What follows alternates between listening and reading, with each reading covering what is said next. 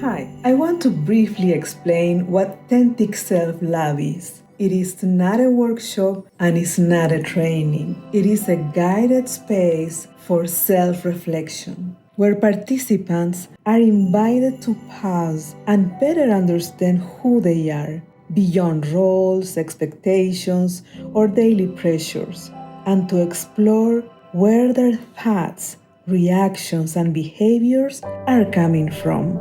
In a TentikSelf Lab, the goal is not give you advice, but to support a deeper awareness.